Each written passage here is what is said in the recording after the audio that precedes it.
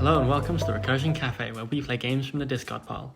In today's game of Unmatched, we have Kjet on the left and Le Kid on the right. Kjet is playing Bruce Lee, a solo 3-move melee fighter with 14 health. At the end of his turn, he can move one space. It's an exceptionally handy ability, especially against other melee fighters, because it puts them out of range and forces them to come to him, which means double attacking him is very difficult. Cloak and Dagger on the other side are a duo hero. They're both melee with 2 movement and 8 health each, and they both want to do at least 2 combat damage whenever they attack because they both get a bonus for it. Cloak makes the opponent discard a card, and Dagger gains an action. So this is truly the battle of action games. This is the last round of the team tournament here at Cobble Frogs in Paris, and it's going to be an explosive one to finish because both these characters can chain actions and potentially combo the opponent out if they are not careful. So I think we've got a pretty cagey opening. Both players double maneuvering, and I think Le Kid is double maneuvering again and discarding his excess card, which is Into the Void and Channel the Dark. Both cards which are not the best in their repertoire. It looks like Bruce is moving in away from that +2 and will strike at Cloak, who is usually the second choice because Dagger is the higher threat, but we'll see how this goes. And it's a downward sidekick you can do into traverse the Dark Force. So 1 damage goes through, and that means Le Kid is able to move each of his fighters up to 2 spaces, meaning that the action chain is broken if he chooses to move away. Instead he flanks Bruce. Bruce will discard a random card from Le Kid and gain an action. So there is a Living Light discarded. It's a pretty good card. He lets some healing go through, but at the start of the game it's less important. And then Bruce will take a step away. Kjet discards a Jikendo for hand size here, which is a pretty contentious decision. I remember seeing it and wondering what was happening, but he seems to know what he's doing, he seems confident, so we'll see how this goes. Bruce will boost across the map though and continue the aggression with an intercepting fist into a feint. So 1 damage through, but they both cancel each other and no action gained there. The great thing about Bruce's ability is that at this point he can take a step away, but I think he chooses not to or he forgets. Either way, as I said, it's been a long day of play. So here is a Dark Force Dimension into a feint. The effect of the card is cancelled, but Cloak's ability triggers, which means Kjet is forced to choose and discard one of the cards in his hand. That is the problem with feinting that, is that the ability still triggers. So there's a momentous shift gone, and it looks like Le Kid will probably follow up.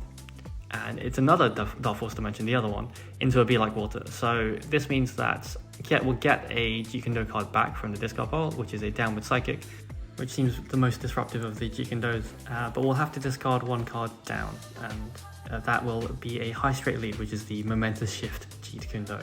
He's trading 1 Jikendo card for another, but at least he's maintaining hand size, which is important if Cloak is attacking you so aggressively. Here's that Downward Psychic, which is feinted once again. Le Kid had a pretty solid hand there to kind of ward away these action chains, but there is a Hua bringing the Downward Psychic back into hand, and what I can only assume is a follow-up attack. I wonder what this card is. It could be another G, it could be a regroup, it could be anything. But keeping up this aggression, it seems, kind of likely that it's a Downward Psychic again. So that's the third, I think, Downward Psychic that's been played. There's a Living Shadow, which is not played for great value, but it is a defense card. And given that Cloak and Dagger are so fragile, it's important to play a card at least. The Downward Psychic does take out the Light Force Barrage out of Le Kid's hand though, which is a pretty important card to grab. Not only is it one of the few 3 boosts in their deck, it's also a 7, which does guarantee Dagger's ability to trigger in this matchup, given that Kjet's highest defense is a 4. So here is the use of a battlefield item to look at the opponent's hand. It's a momentous shift and a Be Like Water. And yeah, everyone's taken a bit of a step back, getting some space. Bruce is taking that center spot, meaning that with his mobility he can get to almost anywhere on the map reasonably easily. And Cloak and Dagger just contemplating the move in, also standing by a battlefield item. Cloak is now being protected by Dagger in a way, but to no avail because Bruce moves in and plays Bring It On, grabbing an opposing fighter and placing them in a space next to Bruce. Notably, this pulls Cloak away from that battlefield item, so that's pretty handy. And we'll continue the action chain because, like many of his cards, it gains an action. So here's the Corkscrew Finger Jab Jikendo into Darkness. No combat damage done, but 1 effect damage done through to Cloak. However, that does mean the Kid is able to move one of the fighters away from the combat, which means he's able to break the combo from Bruce Lee, and so Kjet will simply maneuver back into the middle of the map. Le Kid doing a really good job kind of defensively fending off those action chains. and both players, I think, are waiting for their combo turn to happen. They're both building up their hands. Here it looks like the kid is stepping in, there's a boost, and they've trapped Bruce in the center space. He has got a Battlefield item, which he will use. Very important to use that defensively. Here comes Dagger with a perfect balance at 6 value into a 4 value Be Like Water. So the effect from Cloak and Dagger does still trigger, but Kjet will get yet another downward sidekick back. And I think, yeah, he's going for that disruptive style of play, especially since he saw the Life Force Barrage. So here's Commanding Impact into a Skirmish. So Skirmish is, I think, the only card in Bruce's deck that will prevent the Cloak and Dagger ability from triggering on Commanding Impact. So the kid will get to draw a card, but Bruce will stop the action chain from Dagger. So here comes Bruce into Cloak, again going for the weaker link, or Kjet proceeds to be the weaker link here. It's another downward sidekick. Man, their knees must be hurting by this point, into a Living Shadow. So that's another 1 damage and an action gain and a random discard.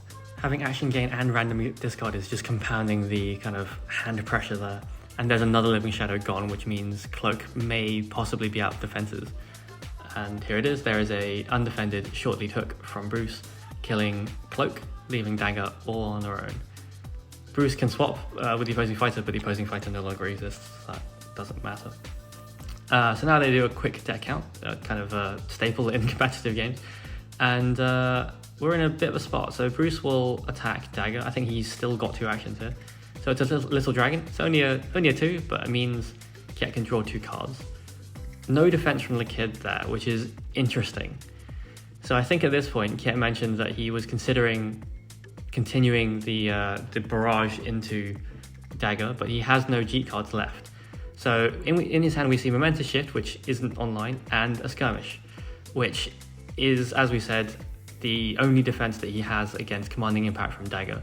So at this point he chooses to take a step away, which is amusing because the kid revealed afterwards that he had no defense cards. But that's the nature of the game, bluffing is a part of it.